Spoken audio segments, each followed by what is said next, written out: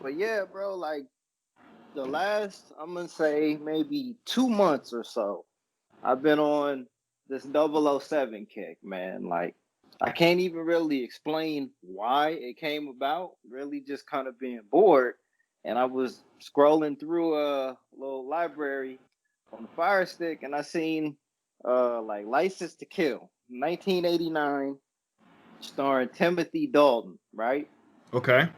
Now, throughout the history of 007 movies, Timothy Dalton was the Bond that was in between that classical era of Roger Moore, Sean Connery, in between Pierce Brosnan, and then the modern era that we know now, right? I can see that. I'm a pretty casual fan of James Bond. I Yeah. mean, between Sean Connery and Pierce Brosnan and Daniel Craig, that's Hmm. that's it for me. So the guy you're talking about now, I seen clips and pieces of like, oh, those are those James Bond films that no one really likes. Right. So that So that I get what you're saying. so I'm watching it, and on the surface, it's not a bad movie. Obviously, came out in 1989. It's an 80s flick, man. It's the In the text message I sent you, License to Kill was the Miami Vice James Bond movie, which Huh. was okay. I mean, the villain is a drug dealer, which Okay. is 1980s. The story revolves around revenge. There isn't a whole lot of secret agent stuff in there, but the thing that kind of drew me to it was actually the portrayal that Timothy Dalton carried out as James Bond.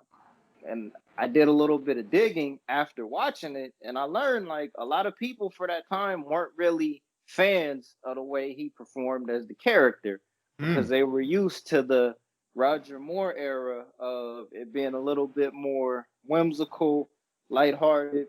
The character was still an assassin, still a secret agent, but he wasn't necessarily a cold killer the way that Timothy Dalton carried it out, right?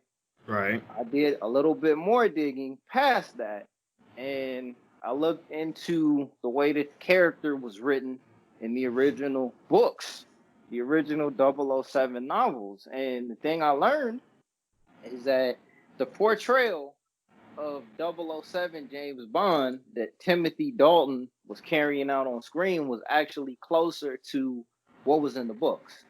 Source material never Right. gets shown to light for the masses.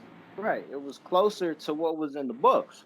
Then going forward, I watched License to Kill, and then I went back to the Sean Connery era. I watched the first three that Sean Connery was in. It was Doctor No, From Russia with Love, and then Goldfinger were the three that I watched there. I kind of stopped it there, and then transitioned into the more modern 007 movies with Daniel Craig. Okay. And getting away from paying more attention to the character, because I mean, I feel like those first three James Bond movies still hold up pretty good because they didn't get too far away from the main storyline of having a secret agent who's on a mission, meets a villain, meets a couple females, carries out the mission. The thing that I did start to notice a little bit, because I jumped from Goldfinger, I skipped the Roger Moore 007 movies a little bit because I didn't really want to go down that rabbit hole. There's too many of those. Like Roger Moore was James Bond for like 17 years and ended up starring in damn near 10 different movies as James Bond. Like that would have been too Dang. much. Yeah, that would have been too much time for me to consume there. I watched Goldeneye with Pierce Brosnan just to get a feel of what he brought to the table as a character, and also to kind of pay attention to some of the aesthetics that that movie kind of got into. That came out in 95, 1995. And I think you told me GoldenEye on Nintendo 64 did more for you than the movie ever did. That is facts, man. I just was never a James Bond fan, to tell you the truth, until Right, Daniel Craig came up. But I played the hell out of GoldenEye right. 64. Of course, we all did. I will say that having watched GoldenEye I can agree with that statement that you made. GoldenEye was not a bad movie, but, and this is something I'm gonna get into a little bit later as it relates to some of these movies, and also with the trailer for the new 007 that's supposed to come out. With these James Bond movies, even going back to this one I watched, License to Kill, the issue I see that comes up is that while they're based on the character 007, you could watch a James Bond movie from that particular year that it came out. So 1989 was when License to Kill came out. And just so happens, 1989 was also the year that Michael Keaton as Batman came out. 2006 was when Casino Royale came out. And that's actually a really good James Bond movie. Casino Royale is a damn good movie. Considered a classic for most people. Okay. Batman Begins came out 1 year before that, right? 2005. Yep. The next James Bond movie after Casino Royale was Quantum of Solace, which gets a lot of comparisons to Jason Bourne, to the Bourne movies that came out around that time as well. And you could watch the Quantum of Solace and feel like you're watching a Jason Bourne movie, maybe because that was the trend in action movies at that particular time. Yeah, those shaky cam sequences got old kind of fast for me. Yep. But yeah, that's a fact. Okay, so you fast forward. A lot of people did not like Quantum of Solace. I've seen that movie one time and will never watch it again. Casino Royale, on balance, is a much better movie and James Bond movie than Quantum of Solace ever could be. So True fast that. forward to 2012, Skyfall. Have you seen Skyfall? I've seen it once, and I've Okay. seen some bits and pieces of it whenever. But I actually, like you said, Quantum Solace for me. I remember I saw it in theaters, never saw it again. Holy Didn't shit. really care to Oh, see it man. again. Mm-hmm. Skyfall was like, okay, this is pretty straightforward. This is Right. pretty legit. I like it. Okay. Skyfall is the high point so far of Daniel Craig's run as 007. Yeah, Right? I can totally agree with that.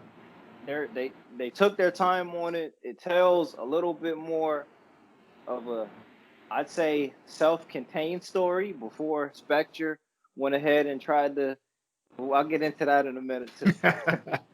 That's a But discussion onto itself. right, but again, watch Skyfall, and Skyfall came out the same year that The Dark Knight Rises came out.